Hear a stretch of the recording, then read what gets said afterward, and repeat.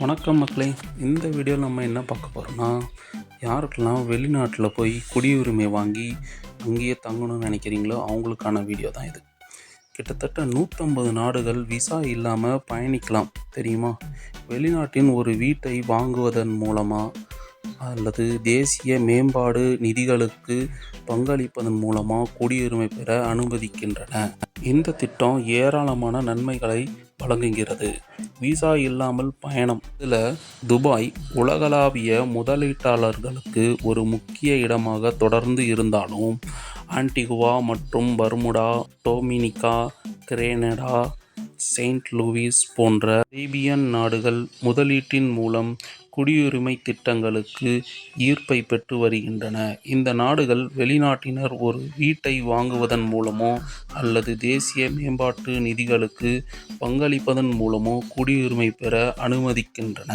இங்கிலாந்து மற்றும் ஐரோப்பிய ஷெங்கன் நாடுகள் உட்பட 150க்கும் மேற்பட்ட நாடுகளுக்கு விசா இல்லாத அல்லது விசா ஆன் அரைவல் அனுகூலம் மிகப்பெரிய ஈர்ப்புகளில் ஒன்றாகும்.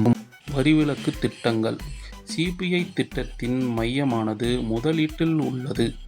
எடுத்துக்காட்டாக, அரசாங்கத்தால் அங்கீகரிக்கப்பட்ட நிதிக்கு 2 லட்சம் அமெரிக்க டாலர்கள் இந்திய மதிப்பில் 1.73 கோடி ரூபாய் நன்கொடை அளிப்பது ஒரு விண்ணப்பதாரரை குடியுரிமைக்கு தகுதிப்படுத்தும்.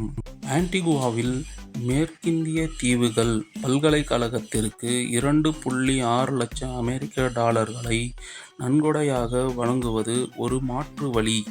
சில நாடுகளுக்கு அரசாங்கத்தால் அனுமதிக்கப்பட்ட திட்டங்களில் ரியல் எஸ்டேட் முதலீடுகளுக்கும் தேவைப்படுகின்றன. இந்த விருப்பங்கள் முதலீட்டாளர்களுக்கு இரண்டாவது பாஸ்போர்ட்டை மட்டுமல்ல, மூல ஆதாயங்கள் அல்லது பரம்பரை வரி இல்லாத போன்ற சாத்தியமான வரி விலக்குகளையும் வழங்குகின்றன. தேசிய வளர்ச்சி நிதி நன்கொடை. இந்த திட்டத்தின் மூலமாக அமெரிக்கா, உக்ரைன், சீனா, துருக்கி, நைஜீரியா போன்ற வசிக்கும் மக்களிடம் ஆர்வம் அதிகரித்துள்ளது. மக்களின் 70% பேர் இப்போது குடியுரிமை பெறுவதற்காக சொத்துக்களை தேடுகிறார்கள். இதில் அமெரிக்கர்கள் பெரும்பான்மையாக உள்ளனர். வளர்ந்து வரும் உலகளாவிய உறுதியற்ற தன்மை, அரசியல் அமைதியின்மை மற்றும் நிச்சயமற்ற பாதுகாப்பான போன்ற விருப்பத்தால் இந்த அதிகரிப்பு ஏற்படுவதாக நிபுணர்கள் நம்புகின்றனர்.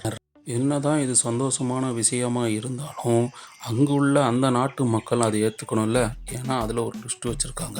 முதலீட்டு மூலம் குடியுரிமை. இந்த திட்டம் ஏராளமான நன்மைகளை வழங்கினாலும் இது சர்ச்சையிலும் இருந்து விடுபடவில்லை. ஆன்டிகுவா போன்ற நாடுகளில் எதிர்ப்புகள் எழுந்துள்ளன. அங்கு குடிமக்கள் இந்த திட்டம் தேசிய அடையாளத்தை சமரசம் செய்வதாக உணர்கிறார்கள். கூடுதலாக, ஐரோப்பிய ஒன்றியம் கவலைகளை வெளிப்படுத்தியுள்ளது. சிபிஐ திட்டத்துடன் தொடர்புடைய பாதுகாப்பு சிக்கல்கள் காரணமாக ஐரோப்பியாவிற்கு பாஸ்போர்ட் அணுகல் கட்டுப்படுத்தப்படலாம் என்று கரீபியன் நாடுகள் எச்சரித்துள்ளது. கரீபியன் குடியுரிமை. இந்த எச்சரிக்கைகள் இருந்தபோதிலும், டொமினிகா மற்றும் செயின்ட் லூயிசியாவின் பிரதமர்கள் உள்பட உள்ளூர் தலைவர்கள் திட்டத்தின் பொருளாதார மதிப்பிற்காக அதை பாதுகாக்கின்றனர். 2014ஆம் ஆண்டு தொடங்கப்பட்ட கரீபியன் சிபிஐ திட்டம் இந்த நாடுகளில் சிலவற்றிற்கு நிதி ரீதியாக உயிர் நாடியாக மாறியுள்ளது.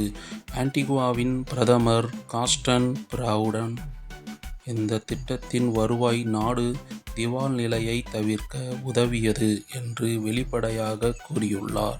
பல உலகளாவிய குடிமக்களுக்கு இந்த பாதை முதலீட்டை மட்டுமல்ல, காப்பீட்டையும் குறிக்கிறது. மக்களே, யாருக்கெல்லாம் போகணுன்னு நினைக்கிறீங்களோ பார்த்து போங்க. அந்த நாளையும் வாழ வைங்க. நன்றி, வணக்கம்.